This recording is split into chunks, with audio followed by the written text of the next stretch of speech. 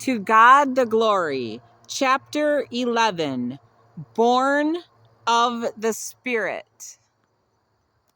In order to command legions, one must first be able to command him or herself. For he or she who ruleth him or herself is greater than he or she who rules kingdoms. To be born of the Spirit is one thing. To go on after this spiritual birth, even to full maturity, is quite another. To reach the full maturity of the Spirit, it is quite necessary to continue to hunger and thirst after righteousness. This maturity comes, beloved, as you learn to continue in steadfast prayer and rejoicing. Then will hope turn into abundant faith, and faith becomes knowledge endowed with power. Never cease to hunger and thirst until you receive the very fullness of God. This inner perfection must be brought forth until it fills all the outer realm of your being and life, is the completion of your divine destiny as far as this sphere of action is concerned. For know this, my greatly beloved, that you cannot bring this inner perfection of complete selflessness and devotion into full activity without changing the conditions around you and in the lives of others. This is done by living the higher laws of righteousness, not just by believing them. Even the devils believe. Understand, beloved, that after one is born, he must develop into full maturity. To be born of the Spirit places you upon the road of spiritual progress that only ends with the very fullness of prime creative force. Then and then only has the soul developed to its full stature, and the spiritual birth fulfills its measured requirement. This being born again is a principle upon that millions have placed their hope of salvation, and they know not that salvation is the infant state of immaturity. It is the state of a newborn child. It is for those who continue on the upward path after their infant feet have been placed upon the sacred highway of light, who continue the inner striving to find and to know Prime Creator, who continue to develop into the fullness of maturity, to whom all powers are given.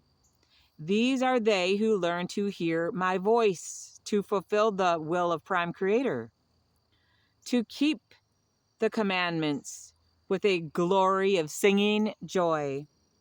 Each commandment, each suggestion is a waymark along the glorified path of exaltation. For such as continue to follow the commands with joy, there shall come the time of contact from within, and living life giving words will become a part of life itself. And Creator's living life giving words will become a part of life itself. For such, the test of actually knowing Prime Creator become a glory and not a burden, a joy and not a sorrow, an opportunity and not a punishment. For one must be tested and tried in all things in order to rise above all things. Salvation is for the weak, for those who never stand upon their own feet, who never learn to walk with God, Prime Creator, in their own strength. Salvation is for those who lean on their appointed leaders or on the strength of others.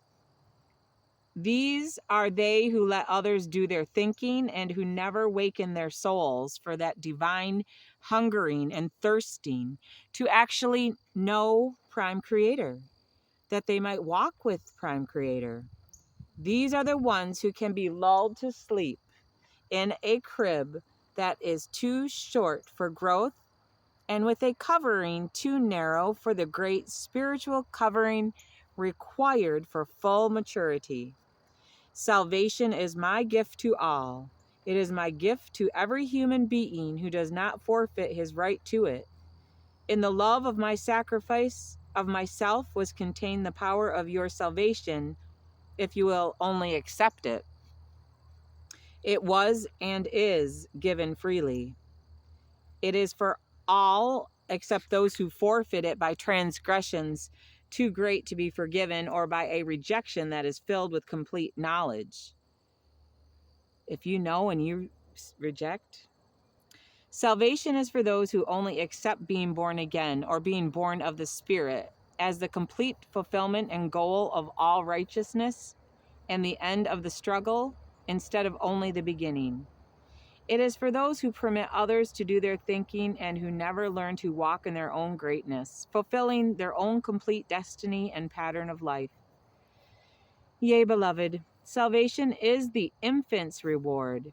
It is for those who failed to mature to the fullness of Prime Creator, in a love and selflessness and joyous devotion that surpasses and bypasses the tears and anguish and darkness and selfish desires and petty petitions, and steps into a love that disdains rewards and personal glory. It is a love so perfect it has eyes only single to the glory of Prime Creator. And with such a love, of full maturity of the soul is completed. Thus, the glory of Prime Creator, as you seek to fulfill it, becomes your glory and your fulfillment. Yea, my dearly beloved, exaltation is for those who fulfill their own promise of greatness by leaving the self behind. These are they who reach their full maturity of soul and learn the power of walking with Prime Creator. These are they who develop the power to rend the veil of darkness, first within themselves, then reaching out. They help to rend it from the face of the earth by the development of perfect love.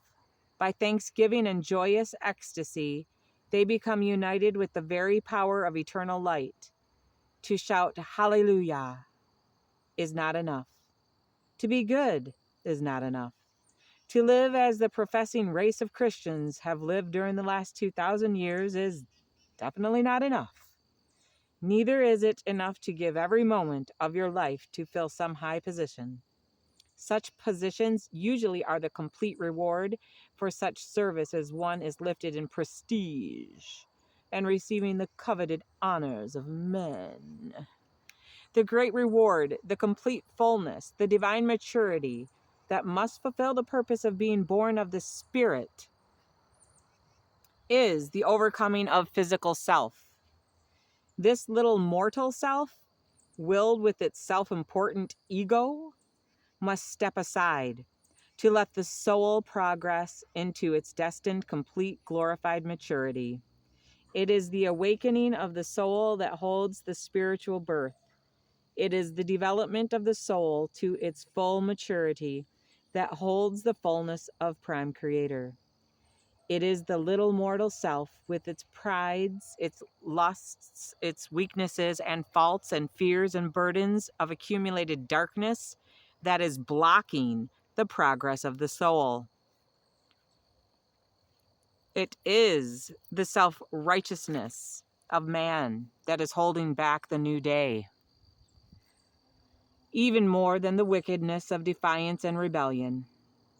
The full maturity that is meant to follow the birth or awakening of the soul can only come after one has overcome the little mortal self. As long as this outer physical being predominates and rules, one is serving mammon or the flesh. When the spirit rises up to the equal of the physical, begins to give battle for its heritage as the firstborn to the throne or rulership, then the victory can be achieved and the rightful heir to the throne can begin its righteous rule.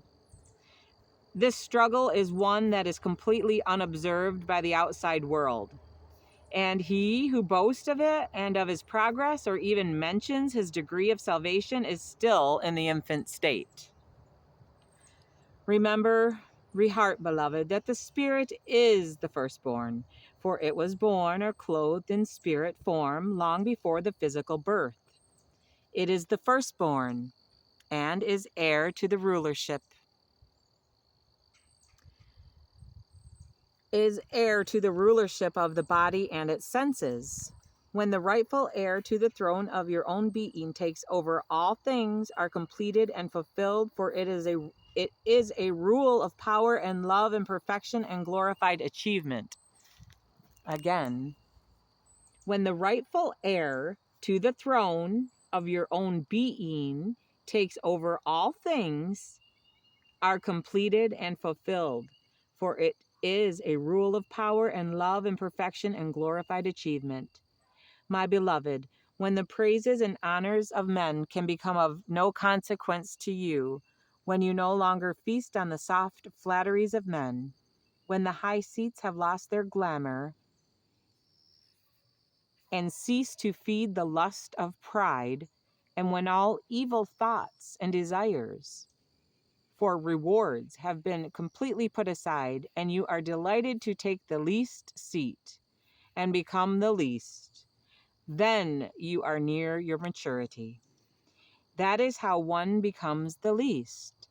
It is the overcoming of the little mortal self. Then can you become the greatest, for then the spiritual takes over, and all things will be fulfilled in you.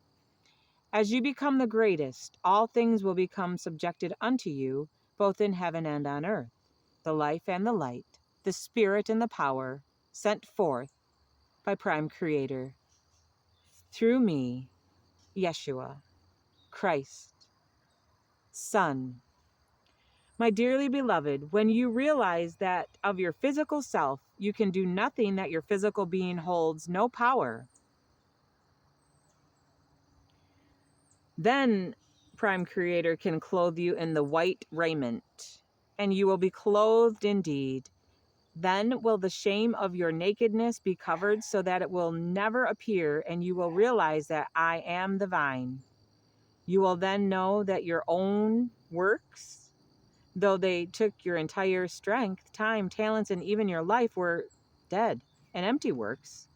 When the pure love of Prime Creator can be shed forth through your heart without malice, prejudice, pride, or darkness, in its forgiving, compassionate, Christ-like divine essence, that you will find yourself clothed in light, endowed with infinite power, giving out the healing power of eternal love, and one with Prime Creator. Now, beloved, if you can learn that your own greatness must unfold through the divine will of God, Prime Creator, as you learn to place yourself in complete and utter surrender to divine will, though it be to the cross, you will come into the fullness of your resurrected soul, as the seals to its tomb are removed from within you, and it steps forth clothed in the almighty power of Prime Creator. You will then realize that the greatest tragedy the world ever held was my crucifixion. That was also the greatest blessing ever given. Your own crucifixion of self upon the cross will bring forth your own resurrection into the great powers of the Almighty Mother, Father, Prime Creative Force.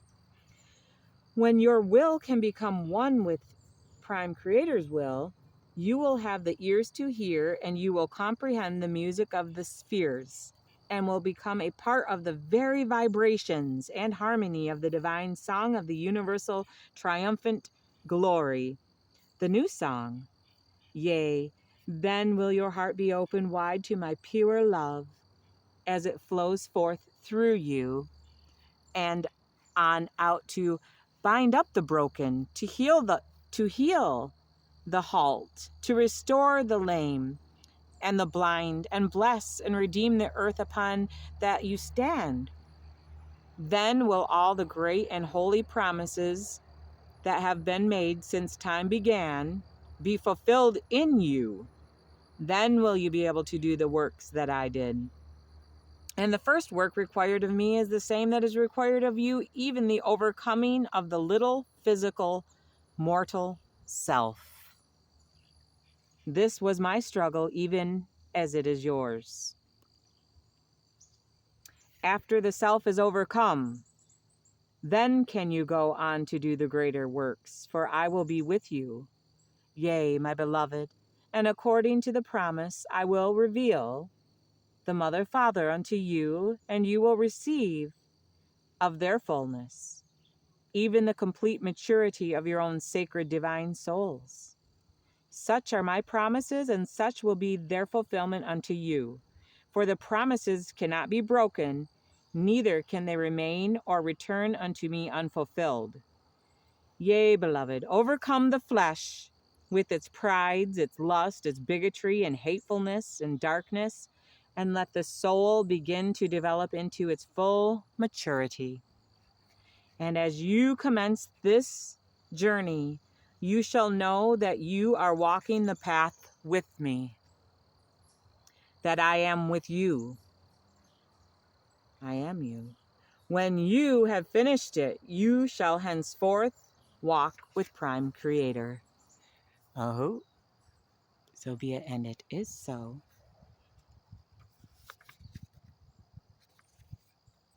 This will complete chapter 11. Born of the Spirit. Bless this beautiful white river. Oh. Love and gratitude. Love and gratitude, love and gratitude. Peace, love, joy, harmony, balance, bliss.